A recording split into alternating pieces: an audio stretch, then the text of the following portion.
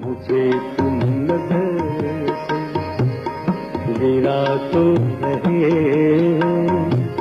مجھے تم کبھی بھی بھلا نہ سکو۔ شہنشاہ غزل مہدی حسن خان کے حصے میں جو شہرت اور عزت آئی وہ کوئی اور گلوکار نہ کما سکا۔ پاکستان اور بھارت میں یکساں مقبولیت رکھنے والے مہدی حسن کے بارے میں لتا منگیشکر جیسی بڑی گلوکارہ نے کہا تھا کہ ان کے گلے میں بھگوان بولتا ہے۔ مہدی حسن تو اپنے کریئر میں عروج کی منزلوں پر فائز رہے۔ انہوں نے دیگر گلوکاروں کی طرح بطور استاد کئی شاگرد بنائے اور انہیں غزل گوئی کی اصناف سکھائیں۔ ان شاگردوں نے مہدی حسن جیسے استاد کی صحبت اختیار کر کے زمانے میں خوب نام کمایا کہ دنیا آج بھی ان کا نام اور کام جانتی ہے۔ آج کی اس ویڈیو میں ہم بتائیں گے مہدی حسن کے شاگردوں کے بارے میں جنہوں نے اپنے استاد کی طرح دنیائے موسیقی میں کامیاب نام کمایا۔ نمبر 1، میں نے روکا بھی نہیں اور وہ ٹھہرا بھی نہیں، حادثہ کیا۔ سینئر گلوکار غلام عباس مہدی حسن کے شاگردوں میں سے ایک تھے جنہوں نے غزل کی دنیا میں نام بلند کیا۔ ملتان سے تعلق رکھنے والے غلام عباس پاکستان کے بہترین گلوکاروں میں سے ایک ہیں۔ آج انہیں سننے والے پوری دنیا میں موجود ہیں۔ وہ کنسرٹس کے لیے بیرون ملک جاتے ہیں۔ غلام عباس کی وجہ شہرت فلمی گلوکاری ہے، تاہم وہ دیگر اصناف میں بھی خوب مہارت رکھتے ہیں اور انہوں نے سب کچھ اپنے محترم استاد مہدی حسن خان کی شاگردی میں سیکھا، جن کے آگے سر ہاتھ باندھ کر کھڑے ہو جاتے تھے۔ غلام عباس نے ایک انٹرویو میں اپنی فنی زندگی کی مشکلات کا تذکرہ کچھ یوں کیا: ریڈیو اسٹیشن ملتان پر آڈیشن میں ناکام ہی نہیں قرار دیا گیا بلکہ وہاں سے دھکے دے کر نکالے گئے۔ پھر فلم انڈسٹری پہنچا تو دیکھا کہ ہر کوئی مہدی حسن کی آواز کا دیوانہ ہے، وہ انڈسٹری پر چھائے ہوئے ہیں۔ لتا جی کہہ چکی ہیں کہ ان کے گلے میں بھگوان بولتا ہے۔ یہ سب کچھ دیکھنے کے بعد خیال گزرا کہ بھلا شہنشاہ غزل کی موجودگی میں مجھے کون پوچھے گا؟ ان کے ہوتے ہوئے بطور گلوکار اپنا تعارف کروانا حماقت ہی تو ہے۔ میں نے فیصلہ کیا کہ کوئی اور کام تلاش کروں گا، گائکی کا شوق کسی طرح پورا کرتا رہوں گا۔ بس پھر اپنے میوزک ڈائریکشن کا شعبہ چنا اور اس طرف آ گیا۔ یہاں میرا تعلق ممتاز موسیقار نثار بزمی سے بنا۔ ان کے اسسٹنٹ کی حیثیت سے میں نے کام شروع کیا اور تھوڑے ہی عرصے میں فلم کا تمام کام سیکھ گیا۔ میں نے امراؤ جان ادا، تہذیب اور ناز جیسی فلموں میں انہیں اسسٹ کیا۔ بزمی صاحب درویش صفت انسان تھے۔ وہ ایک نظر میں جان لیتے تھے کہ کس کے اندر کون سا جوہر موجود ہے۔ وہ مجھے اپنے ساتھ رکھتے اور بہت محبت اور شفقت سے کام سکھاتے رہے، لیکن ہر بار یہی کہتے کہ تم گائک ہو، یہ کیا کر رہے ہو؟ یہ کام چھوڑو اور گانا شروع کرو، بہت نام کماؤ گے۔ میں نے ان کے سامنے اپنا خوف رکھ دیا کہ مہدی حسن صاحب کی موجودگی میں مجھے کون پوچھے گا،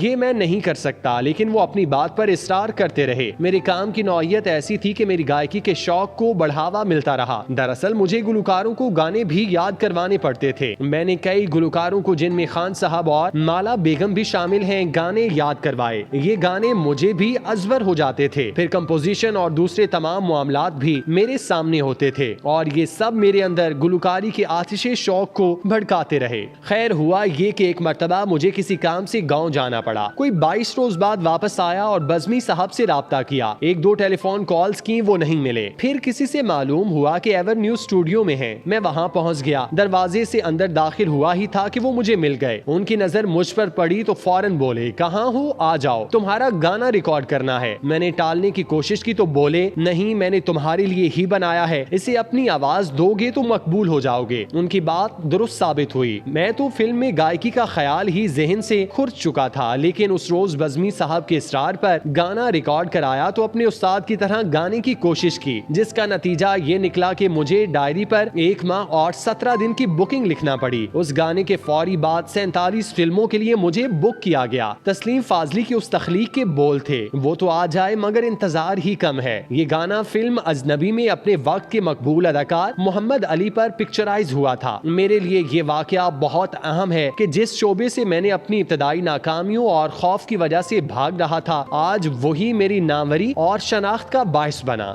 نمبر 2، کیا خبر تھی زندگی ایسی بسر ہو جائے گی، جو بھی مانگے नहीं। मरहूम गुलकार आसिफ जावेद की वजह शोहरत मेहदी हसन के गीतों की बिना पर थी। आसिफ जावेद पाकिस्तान के मारूफ गजल गायक शहनशाह गजल मेहदी हसन के शागिर्द थे। उनका अपनी उस्ताद से मोहब्बत का ये आलम था कि उन्होंने सारी जिंदगी मेहदी हसन के अंदाज में ही गीत गाए। आसिफ जावेद गीत और गजल गायकी में अपना मुनफरिद मकाम रखते थे। उन्होंने उर्दू और पंजाबी जुबान में कई गीत गाए। गुलकार आसिफ जावेद नया स्टेज, रेडियो पाकिस्तान और टेलीविजन पर बेशुमार गीत गा चुके, जबकि उनके गीत फिल्मों में भी शामिल किए गए। उन्हें न सिर्फ पाकिस्तान बल्कि बैरून ममालिक में भी अपने फन के जलवे बखेरने का मौका मिला। आसिफ जावेद ने मेहदी हसन का नाम इस्तेमाल करके शोहरत और दौलत समेटी, ताहम उन्होंने मेहदी हसन का मुश्किल वक्त में भी भरपूर साथ दिया। वो जब भी लाहौर आते तो आसिफ जावेद उन्हें अपने हाथ ठहराते और उनका ख्याल रखते। बीमारी के आयाम में भी आसिफ जावेद उनसे मिलने कराची जाया करते थे। मेहदी हसन की वफात के बाद आसिफ जावेद की फनी जिंदगी भी मुश्किलात से दो चार हो गई थी। उन्हें काम मिलना बंद हो गया था, जिसकी वजह से वो माली मुश्किलात का शिकार हो गए। 2021 में आसिफ जावेद कोरोना का शिकार हुए। उन्हें इलाज के लिए जिन्ना अस्पताल मुंतकिल किया गया, जहां वो एक हफ्ते तक जिंदगी और मौत की कश्मकश में मुब्तला रहने के बाद दुनिया से रुखसत हो गए। उनकी वफात पर अहले खाना ने शिकवा किया था कि वो माली मसाइल से गुजर रहे थे, लेकिन हुकूमत ने उन्हें किसी किस्म की कोई मदद फराहम नहीं की।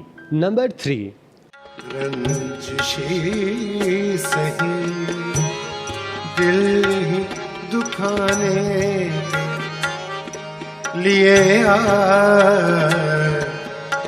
रंजिशी। गजल गो गुलकार तलत अजीज को भी मेहदी हसन की शागिर्दी इख्तियार करने का एजाज हासिल है। तलत अजीज ने मौसीकी की इब्तदाई तरबियत किराना घराने से हासिल की। इससे कबल वो उस्ताद समद खान से बुनियादी चीजें सीख चुके थे और बाद अज़ां किराना घराने के उस्ताद फयाज अहमद खान की सोहबत से फैज़याब हुए। इब्तदाई तरबियत के बाद तलत ने गजल के माहिर फनकार मेहदी हसन साहब से मौसीकी सीखी। बहुत से मौक़ों पर भारत और बैरून मुल्क कंसर्ट्स में उन्होंने मेहदी हसन के साथ एक ही स्टेज पर अपने फन का मुजाहिरा किया। 1986 में जब मेहदी हसन खान ने अमेरिका और कनाडा का दौरा किया तो तलत अजीज उनके साथ गए। मेहदी हसन साहब ने एक बार तलत की आवाज के खालिसपन की तारीफ की और कहा कि उन्होंने मेहदी साहब के इल्म और तरबियत से किस तरह फैज उठाया और अपना सफर जारी रखा। फरवरी 1980 में जगजीत सिंह के जेरे साया उन्होंने अपना पहला एल्बम रिलीज किया। जगजीत सिंह ने उस एल्बम को ये नाम दिया, जगजीत सिंह की पेशकश तलत अजीज। ये एल्बम बहुत मशहूर हुआ। आज भी गजलों के शायकीन इस एल्बम से चंद मशहूर गाने बहुत पसंद करते हैं। उनकी गायकी का सिलसिला जारी रहा और 1981 में मौसीकी की दुनिया के एक बड़े नामी ग्रामी म्यूजिक डायरेक्टर खयाम साहब ने तलत अजीज को एक क्लासिकल फिल्म अमराव जान में एक गजल जिंदगी जब भी गाने का मौका दिया। इसके अलावा लाजवाल गजल फिर छड़ी रात उन्होंने लता मंगेशकर के साथ गाई। उन्होंने गजलों के अलावा फिल्मी गीत भी गाए। तलत अजीज ने अपनी जिंदगी में न सिर्फ गुलकारी की बल्कि अदाकारी के जलवे भी बखेरे, जिसे देखने वालों ने बेहद पसंद किया। उन्होंने अपनी गजलों पर मुश्तमिल कई एल्बम रिलीज किए, जिनमें से एक मेहदी हसन खान को खिराजे तहसीन पेश करने के लिए बनाया था। तलत अजीज ने मेहदी हसन का नाम रोशन करने में कोई कसर नहीं छोड़ी। वो आज भी जब सुर लगाते हैं तो यूं लगता है जैसे मेहदी हसन रिकॉर्डिंग करवा रहे हैं। इन गुलकारों ने मेहदी हसन की न सिर्फ शागिर्दी इख्तियार की बल्कि उन्हें दिलो जान से अपना उस्ताद तस्लीम किया। उम्र और रुतबे में बड़े होने की वजह से ये गुलकार उनकी तहे दिल से इज्जत करते थे और उन्हें अपनी पलकों पर बिठाते थे। इन गुलकारों के हिस्से में कामयाबी सिर्फ इसलिए आई कि उन्होंने अपने फन से इंसाफ किया और अपने उस्ताद मोहतरम की इज्जत और खिदमत की, जिसके फैज से उन्हें न सिर्फ ये जहां बल्कि वो जहां मिलने की भी नवीद मिल गई। बेशक किसी ने खूब कहा कि बाअदब हमेशा बामुराद रहता है।